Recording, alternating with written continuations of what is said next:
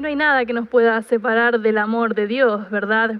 Bienvenidos a un nuevo día, un nuevo programa de esta programación especial que estamos teniendo titulada El amor vive. Es un placer encontrarnos nuevamente, como todos los días, como esta semana, para profundizar juntos acerca de la palabra de Dios, estudiar algunos temas en profundidad y entender un poco más acerca de este amor que vive, este amor que fue manifestado allí en la cruz y este amor que Dios nos busca todos los días.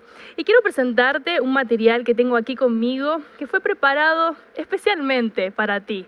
Esta semana tenemos este material exclusivo que tú puedes solicitarlo, es totalmente gratuito. Este material lo puedes solicitar a través de las redes sociales, a través del número de WhatsApp y también a través del sitio web de Nuevo Tiempo. Aquí está apareciendo en la pantalla, tú puedes comunicarte, puedes solicitar esta guía de estudio que sin dudas te ayudará a entender algunos temas en profundidad de lo que estamos hablando durante toda esta semana, este amor de Dios por sus hijos.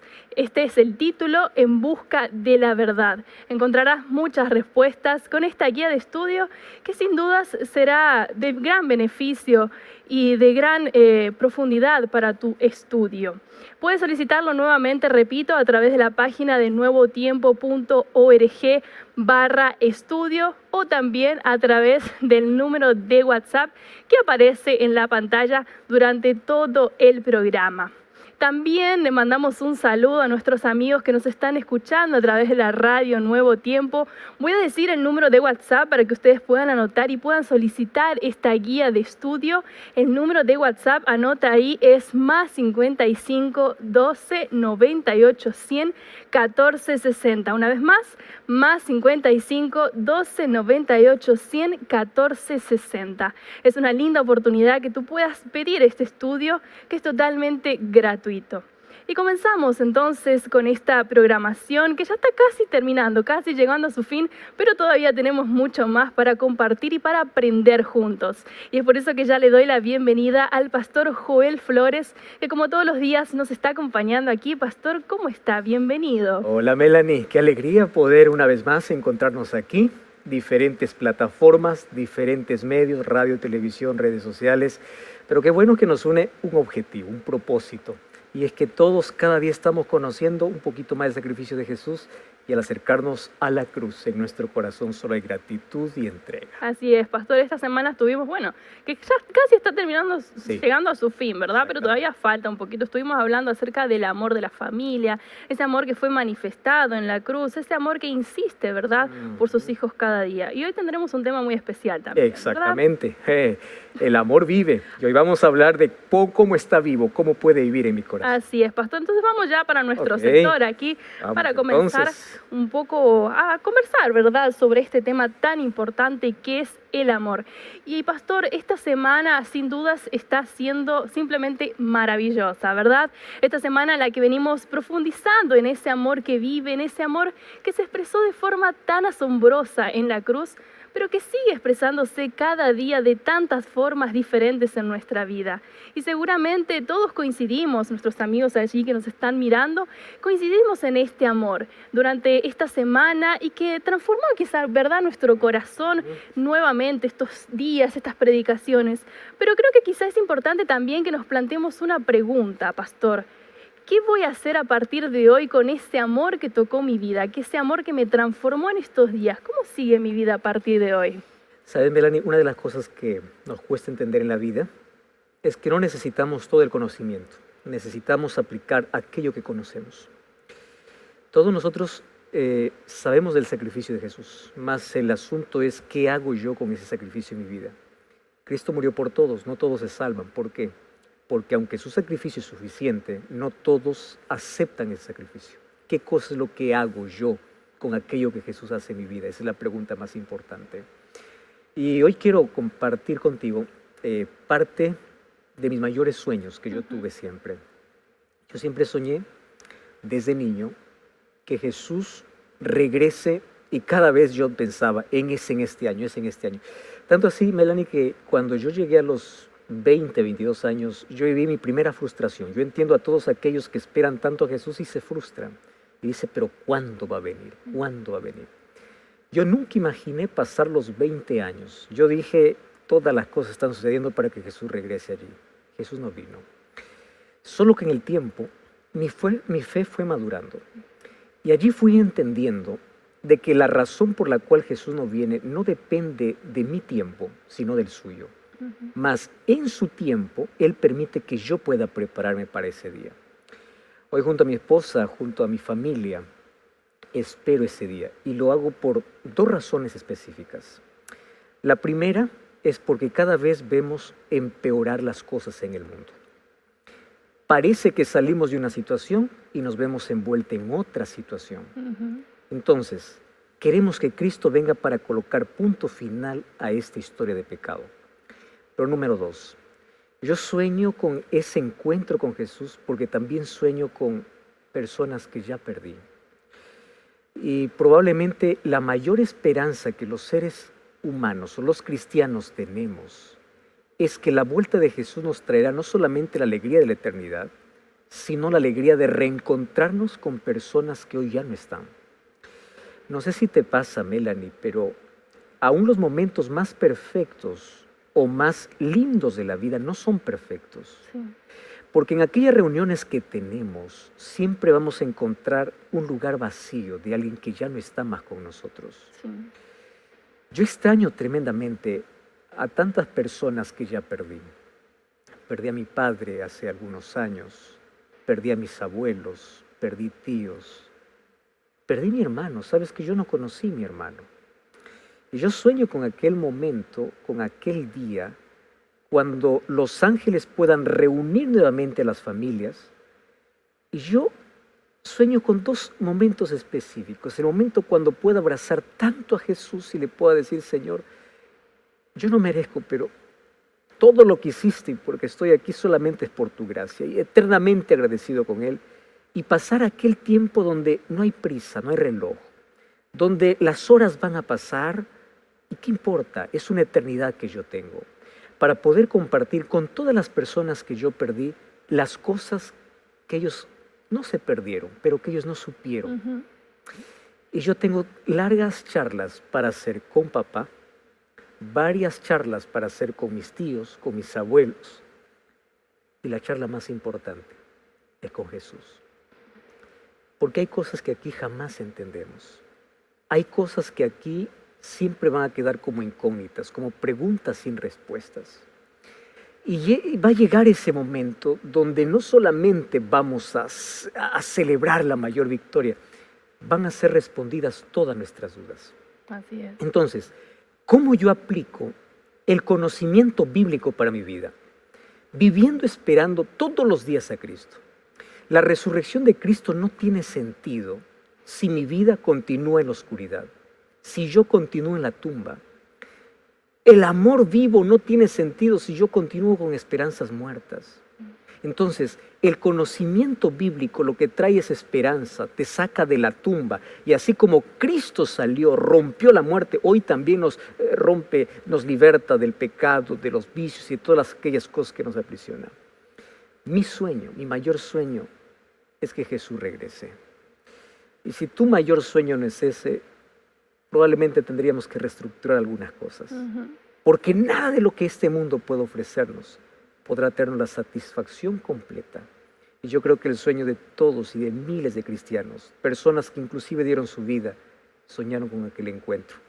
Y yo espero que ese encuentro sea muy pronto. Seguramente, pastor. Y el encuentro también con nuestros familiares, bien como decía, ¿verdad? Charlas que uno no tuvo, quizá fin de semana, que uno se junta con la familia, ¿verdad? Hay parientes que quizás ya no están, pero qué bueno va a ser ese momento, ¿verdad? Cuando podamos reencontrarnos con todos. Y de eso vamos a hablar hoy, ¿verdad? Hoy vamos a hablar cómo la resurrección de Cristo nos trae la garantía de que nuestros seres amados que murieron un día resucitarán y glorificados. Así sea, pastor. Le dejo el tiempo entonces. Muchas gracias. Y gracias a ti que estás allí, como siempre, en sintonía del programa, acompañando este programa durante toda esta semana. Y hoy llegamos a ese punto especial, culminante, donde todos vamos a gritar victoria, porque Cristo ya la ganó. Hoy queremos recordar el momento de la resurrección de Cristo que fue extremadamente gloriosa. Antes quiero decirte que la vida está hecha de cosas muy simples y la simplicidad a veces trae complejidad. ¿Sabes que la complejidad de la vida está presente incluso en el curso de las cosas simples? O sea, simplicidad y complejidad parece que va de la mano. La naturaleza está llena de misterios. En el año 2004, un tsunami causado por un terremoto submarino allí en la costa de Indonesia destruyó las comunidades costeras a lo largo del Océano Índico.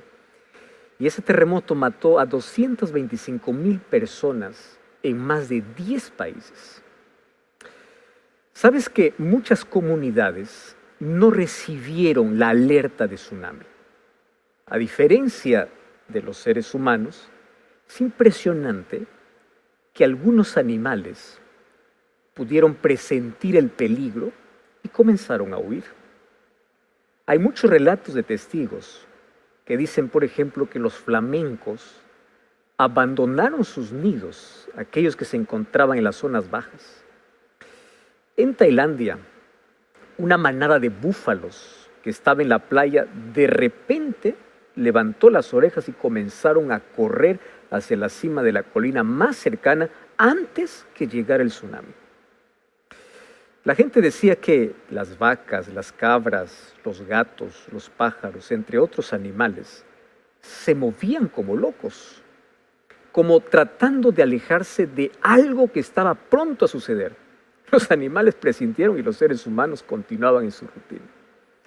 Muchos de los sobrevivientes, pues sobrevivieron porque junto a esos animales comenzaron a correr y así ellos salvaron sus vidas.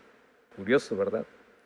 En el año 373 a.C., Tucídides, un historiador de Grecia, él relató que tanto ratas, perros, serpientes y pájaros abandonaron la ciudad de Elise en Grecia días antes de un terremoto catastrófico. Ahora es interesante ver que con la llegada de la tecnología, uno pensaría que los seres humanos siempre están alerta y tiene ventaja para no poder caer en esas catástrofes porque hay tantas predicciones. Pero sabes que aún así es muy difícil detectar con anticipación cómo, cuándo y dónde van a ocurrir ciertos desastres naturales. Ahora, no solamente los desastres naturales son los que nos sorprenden. Por ejemplo, cuando se trata de asuntos espirituales, inclusive con las constantes advertencias que nosotros encontramos en la Biblia a través de la profecía, el cumplimiento de eventos importantes parece que se pasa por desapercibido para la gente, e incluso para las personas que estudian la Biblia. Ahora, ¿por qué te estoy contando esto? Porque hoy vamos nuevamente a la cruz, y ahí vamos a comprender cómo el cumplimiento de una profecía que Jesús los había dicho siempre a sus discípulos, trajo tanta dificultad que sus discípulos no entendieron, que cuando sucedió ellos no estaban preparados. Curioso, ¿verdad? Por más que ellos fueron advertidos, no estaban preparados. Y estoy hablando del momento de la resurrección de Jesús. Acompáñame a leer Mateo capítulo 28, versículo 1 hasta el versículo 10. Comienza el texto así. Pasado el día de reposo, al amanecer del primer día de la semana, vinieron María Magdalena y la otra María a ver al sepulcro. Y hubo un gran terremoto porque un ángel del Señor, descendiendo del cielo, llegando, removió la piedra y se sentó sobre ella. Su aspecto era como un relámpago y su vestido blanco como la nieve. Y de miedo, él y los guardas temblaron y se quedaron como muertos. Mas el ángel, respondiendo, dijo a las mujeres: no temáis vosotras, porque yo sé que buscáis a Jesús, al que fue crucificado. No está aquí, pues ha resucitado, como dijo. Venid, vean el lugar donde fue puesto el Señor. E id pronto y decid a sus discípulos que ha resucitado de los muertos. Y aquí va delante de vosotros a Galilea, allí lo veréis, he aquí os lo he dicho. Entonces ellas, saliendo del sepulcro con temor y gozo, fueron y corrieron a dar las buenas nuevas a sus discípulos. Y mientras iban a dar las buenas nuevas a sus discípulos, Jesús salió al encuentro diciendo: salve. Y ellas, acercándose, abrazaron sus pies y le adoraron. Entonces Jesús les dijo: no temáis. id y dad las nuevas a mis hermanos para que vayan a Galilea y allí me verán. ¿Sabes que la dificultad que tienen los discípulos para comprender la resurrección se puede ver en el énfasis que hace aquí el Evangelio al registrar por lo menos 5 ocasiones antes que Jesús vaya a la cruz en que Jesús anuncia su muerte y su resurrección para que no les sorprenda a los discípulos? ¿Sabes que la muerte de Cristo no fue un accidente? Tampoco su resurrección debería ser una sorpresa.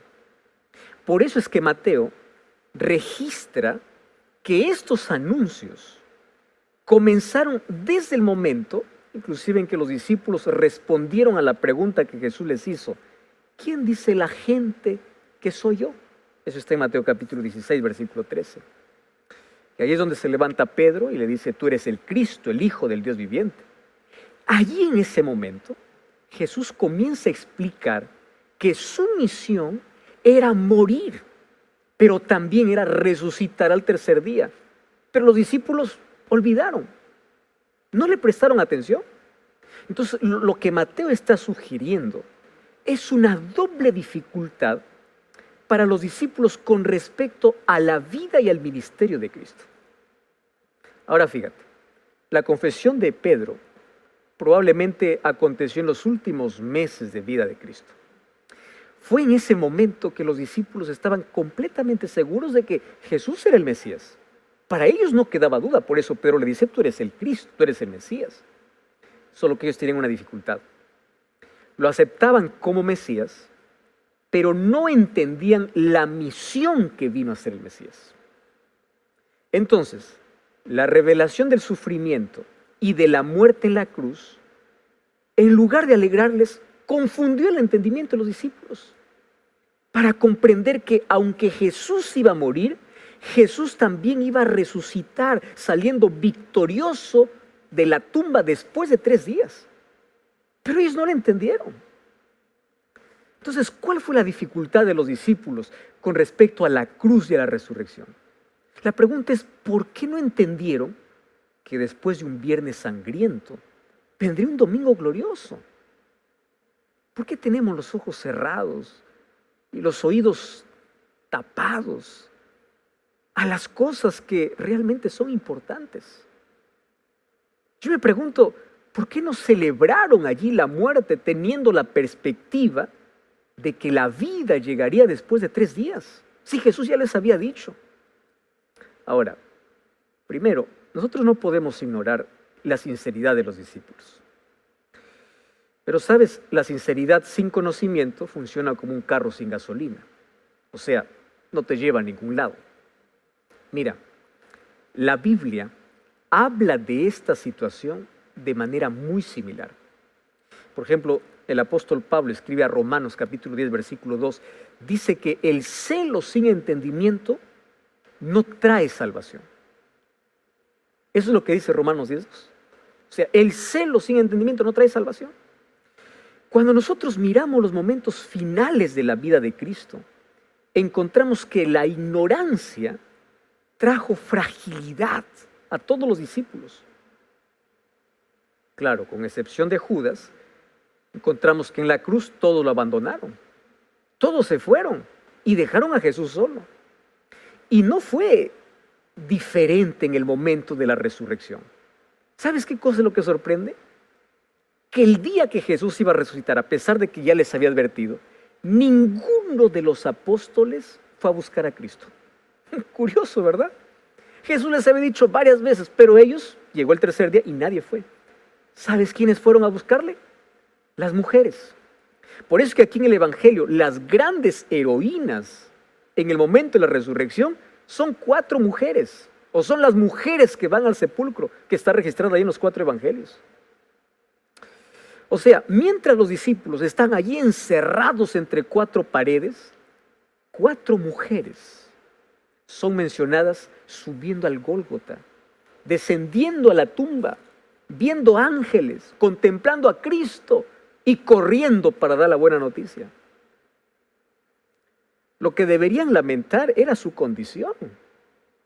la condición en la cual ellos habían permanecido, no la ausencia de la muerte de Jesús. Y ahora quiero hacer un paréntesis aquí. Los que viven de lamento no perciben la transformación de las cosas a su alrededor. La historia de la Pascua no termina con un funeral, termina con el milagro de la vida. Entonces yo te pregunto, ¿eres de las personas que ven la vida a través del lente de la decepción, de la frustración? ¿Eres de los que se aferran al pasado y no ven las oportunidades del futuro? Por eso hoy tú necesitas sacar la tristeza, la frustración, aquella frustración que te trae la cruz, y tienes que buscar el gozo de una tumba vacía, porque aunque hubo cruz, hubo resurrección. Por eso podemos decir que el amor está vivo. Jesús no es un Dios de causas muertas. Y Él quiere resucitar en ti la alegría, quiere hacerte sonreír de nuevo. ¿Sabes que la historia de la cruz está conectada directamente a la historia de la tumba a través de la historia de las mujeres?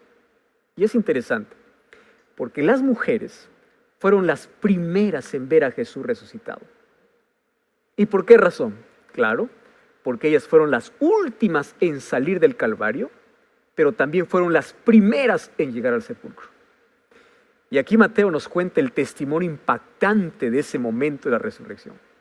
Mira, de un lado tenemos a los soldados, los poderosos, aquellos que eran el símbolo de la mayor autoridad humana.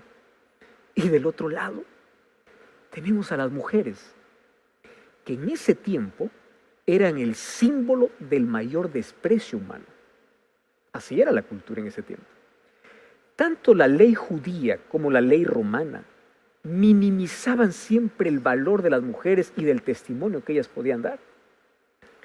Ahora fíjate, delante de la resurrección, los más fuertes son colocados como muertos y las más débiles son presentadas como las más fuertes, porque ellas presenciaron la manifestación de la vida.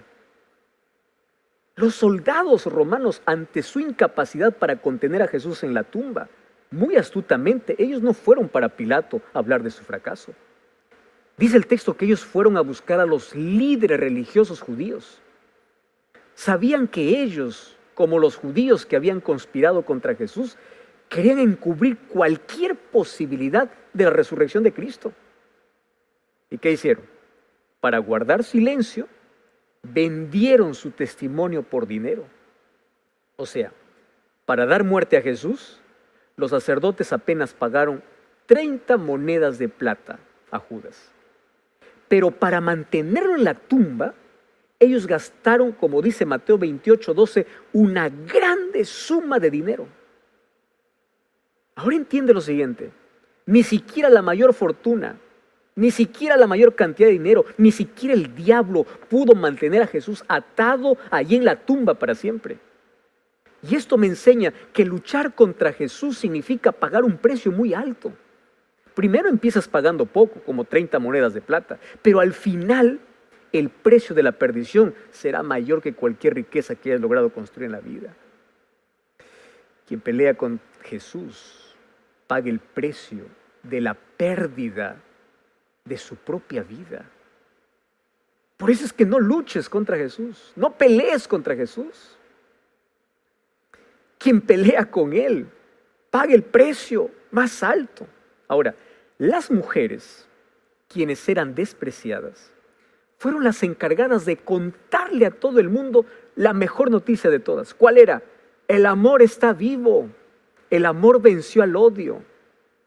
La vida venció a la muerte. El amanecer venció al anochecer. La esperanza venció a la frustración, porque Jesús salió de la tumba con las marcas de la muerte como símbolo de su gran victoria sobre nuestro mayor enemigo. Pero el privilegio de dar la mejor noticia fue para esas mujeres. ¿Sabes que según Mateo capítulo 28, dice, por causa de la resurrección, ellas tuvieron por lo menos 5 importantes experiencias de transformación? Y vamos a repasar brevemente esas 5 experiencias. La primera experiencia está relacionada con el deseo de encontrar a Jesús Ellas fueron para encontrar a Jesús, no importa sin vida. Mateo capítulo 28, versículo 1, dice que ellas fueron a la tumba. Estas mujeres no pensaron que verían a Jesús resucitado. Así que su encuentro con Él fue más el encuentro del recuerdo de la vida de Cristo. Por eso es que cuando leemos en Lucas capítulo 23, 55 y 56, dice que las mujeres que habían venido de Galilea con Jesús siguieron y fueron al sepulcro a ver el cuerpo si allí estaba. Y luego dice que se retiraron para preparar especies aromáticas y bálsamos. O sea, el deseo que ellas tenían era darle a Jesús la mínima dignidad en su muerte. Tú sabes que Jesús no tuvo ninguna gala en su funeral. A pesar de ser enterrado entre ricos, porque él fue enterrado en la tumba de José de Arimatea, las mujeres quisieron hacer lo que nadie había hecho por Jesús. Y aquí trae una lección importante para mí. Lo poco que tú estés dispuesto a hacer por Dios, siempre será recompensado. Porque nos da el privilegio de vislumbrar la gloria y el poder de Dios muy cerca de nosotros. Pequeñas preocupaciones trajeron grandes responsabilidades y privilegios para ellas. Las únicas personas preocupadas por Jesús recibieron el regalo más grande. Y es interesante porque Jesús aún no había ido al Padre. Jesús aún no había celebrado su victoria allí con las huestes angelicales. Jesús aún no había hecho su desfile universal de victoria. Y las primeras criaturas en contemplar su gloria fueron aquellas mujeres. ¿Sabes? Si estás comprometido con Jesús y su causa, lo poco que tú puedas hacer siempre te traerá las mejores experiencias espirituales. La segunda experiencia está relacionada con el temor de la gloria de Dios. Y eso lo explica Mateo capítulo 28, versículo 5. Fíjate lo siguiente. La presencia del ángel trajo sentimientos similares a ambos grupos. Para los soldados, su apariencia, la presencia del ángel, los hizo temblar de miedo. ¿Sabes que la referencia del texto dice que tuvieron miedo y por esa causa ellos fueron sacudidos ante la gloria de ese ser angelical, a tal punto que ellos cayeron como muertos? Ahora fíjate, los que están bajo la oscuridad del pecado siempre tiemblan ante la gloria del cielo. Según Apocalipsis capítulo 6, versículo 16, en el momento del regreso de Jesús con poder y gloria, el mundo y los pecadores serán sacudidos y ellos correrán tratando de esconderse del rostro de Dios. Así que la reacción de las mujeres, sin embargo, fue diferente. Cuando vamos a Mateo capítulo 28, versículo 8, dice que las mujeres temieron, es verdad, al ver la gloria del ángel, pero luego ese temor se convirtió en gozo. ¡Ah, qué lindo! Porque ante la gloria de Dios, todos los pecadores tienen miedo. Los rebeldes se estremecen y caen como muertos, pero los arrepentidos también temen, pero se llenan de alegría. ¿Tú sabes cuál es la razón de esta diferencia? Observa aquí que el ángel no dirige ni una sola palabra a los soldados. Esto indica que la contemplación de la fe que se realiza en el día a día crea en nosotros una conexión con la gloria de Dios. Por eso es que el apóstol Pablo dice en 2 Corintios 3:18 que nosotros somos transformados de gloria en gloria. Y ahora quiero que sepas que no hay comunión entre la luz y la oscuridad. Dios no tiene ni una sola palabra que decir al diablo, ni a sus ángeles, ni a los rebeldes convencidos de su estado de pecado. Pero con aquellos que son sencillos, con aquellos que buscan al Señor todo el tiempo, Dios siempre envía a sus mensajeros con mensajes de amor. Si estás siguiendo en este momento por la radio, por la televisión, por internet, comprende que Dios está usando estos medios para decirte que tú no tienes por qué preocuparte, que tú no tienes por qué tener miedo, que tus miedos se convertirán en alegría, porque el amor está vivo y ese amor te busca. La tercera experiencia que tuvieron las mujeres fue el consuelo que recibieron. Mateo capítulo 28, versículo 6, habla acerca de ese consuelo especial. Sabes que el ángel dijo así: Él no está aquí, vengan y vean. Ahora, un asunto interesante allí me llama la atención. Dice que en ese momento la piedra de la tumba fue removida. O sea, esa piedra no fue removida para que Jesús saliera de la tumba. Tú sabes que en la parte final de los evangelios, Cristo atraviesa los muros para entrar ahí donde estaban escondidos sus discípulos. Las puertas cerradas no podían detenerlo, mucho menos una piedra colocada allí en la entrada del sepulcro. ¿Por qué entonces el ángel quitó la piedra, hizo rodar la piedra del sepulcro? Es que la piedra no fue quitada para que Jesús saliera. Jesús salió. La piedra fue quitada para que las mujeres entraran y vieran que el sepulcro estaba vacío. Y al quitar la piedra, sus esperanzas ahora comenzaban a vivir de nuevo. Sabes que la tumba vacía no es más que el funeral de la muerte. Jesús estaba demostrando de esta manera que Él tiene la llave, la autoridad de la muerte, del infierno, del sepulcro, como le dijo a Juan en Apocalipsis 1:18. Yo tengo la llave, yo tengo la autoridad, yo lo vencí. Tú que estás acompañando esta semana, probablemente estás pasando por proceso de luto. Mi mensaje es para ti.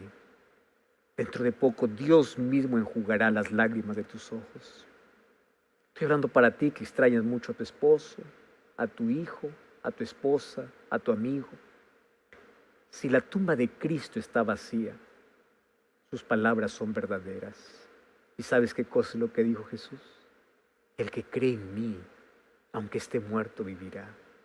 Y la tumba vacía trae para mí esa esperanza, porque Él venció la muerte. Y hoy yo te consuelo con esas palabras, pero dentro de poco te consolarán los mismos ángeles del Señor, porque ellos traerán de vuelta, abriendo las tumbas, a la persona que tanto amaste y ya no está contigo. Así que esta promesa es fiel. No soy yo quien lo prometió. Quien te promete es alguien que no falla sus promesas, y es Dios. La cuarta experiencia que tuvieron las mujeres fue una comisión dada por el ángel. Y eso lo encontramos en Mateo capítulo 28, versículos 7 y 8. ¿Sabes que ellas deberían decirle a los discípulos que Jesús había resucitado? Ahora, qué interesante. Ninguno de los relatos de la resurrección presenta una explicación de cómo Jesús resucitó. Sin embargo, hay otros versículos que explican que la resurrección fue una obra conjunta de toda la divinidad. Por ejemplo, Gálatas capítulo 1, versículo 1, dice que fue el Padre quien resucitó a Jesús de entre los muertos. El libro de Romanos capítulo 8, versículo 11, dice que fue el Espíritu Santo que resucitó a Jesús de entre los muertos. Y cuando nosotros vamos al libro de Juan, capítulo 2, versículo 19, capítulo 10, versículos 17 y 18, dice que Jesús tenía autoridad para volver a la vida. Entonces, la resurrección es una acción conjunta de la divinidad. Los pasajes de la resurrección no tenían la intención de explicar esto, porque el enfoque de la resurrección es mostrar la consumación de la salvación de todos aquellos que estaban perdidos. Ahora, el cambio de postura del miedo al gozo sucede cuando las mujeres deciden obedecer aquel mandato del ángel. ¿Y cuál fue la orden? De anunciar la resurrección de Cristo. El milagro de la transformación de los sentimientos, de la esencia del carácter, sucede cuando decidimos compartir con los demás aquello que recibimos de Dios. ¿Tú sabes que la creación de la iglesia por parte de Cristo fue la organización de un movimiento para compartir la alegría de una relación con Jesús con los demás? Para eso existe la iglesia. La iglesia no es simplemente una institución, porque cuando asume que solo es una institución, se convierte en una tumba, deja de tener vida y de dar vida, porque deja de predicar, de dar el mensaje. Y tú eres la iglesia. El cristiano que se olvida de compartir con alegría, que tiene a Jesús que le sacó de la muerte a la vida, se fosiliza. La comisión que el ángel le dio a estas mujeres hoy continúa resonando a través de tantos milenios. Y el mensaje es, Él no está aquí. Y si no es...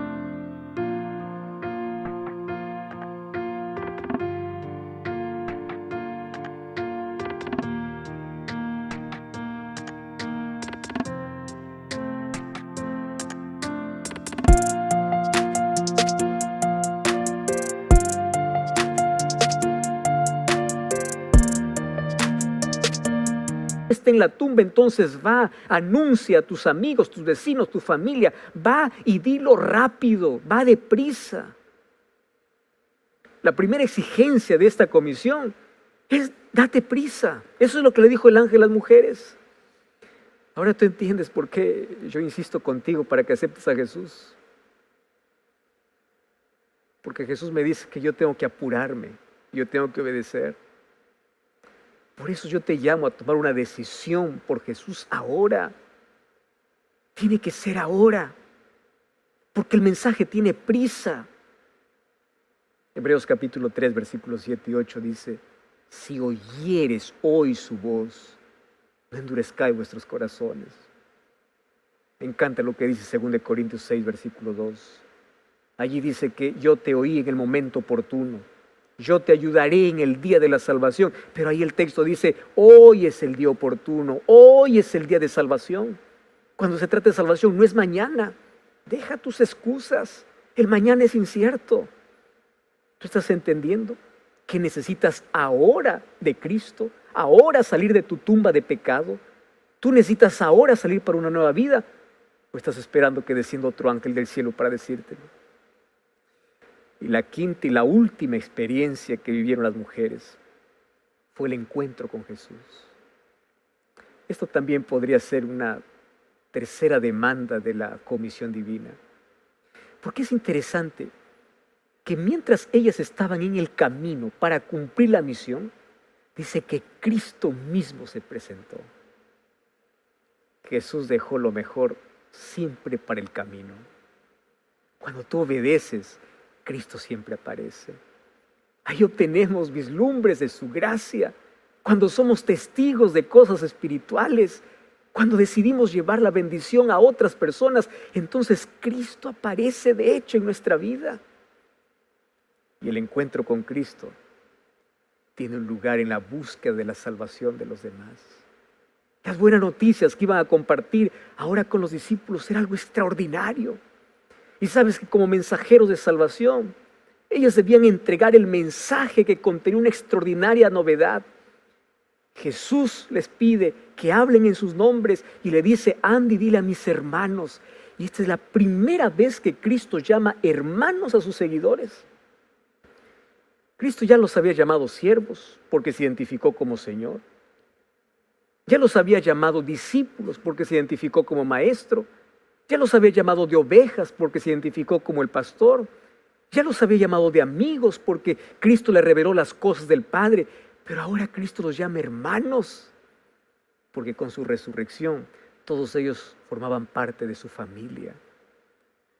Querido, la salvación ya no era una posibilidad, era una realidad. Aun cuando estos seguían siendo pecadores y defectuosos, ahora formaban parte de la familia divina. La hermandad era el último paso en la relación que Jesús quería desarrollar con sus discípulos. Así que esas mujeres debían advertirle que tenían una cita con sus hermanos en Galilea. Y el encuentro de Galilea debe entenderse como un llamado a un nuevo comienzo, un llamado a poder creer de nuevo. Sabes que aquí existen quienes anuncian el encuentro, y quienes son invitados al encuentro. Pero el asunto es que todos necesitan ir en la misma dirección. El que anuncia el encuentro no es mejor que aquel que es invitado a ir, porque todos estamos juntos en este gran proyecto de salvación. Y es en Galilea, el lugar donde Cristo más caminó con sus discípulos. Eso quiere decir que en el contexto de la vida cotidiana, Cristo también te invita a ir a Galilea. ¿Para qué? Para comenzar a caminar con Él, para poder experimentar el amor vivo. Y hoy tú y yo estamos invitados a tener este encuentro con Jesús. Y ese encuentro tiene que comenzar ahora. ¿Sabes por qué? Porque el amor está vivo. Cristo resucitó. Yo no sé dónde estás. Te sientes amarrado. Te sientes en una tumba en la vida. Cada día que amanece y ves el sol salir, para tu vida continúa la oscuridad.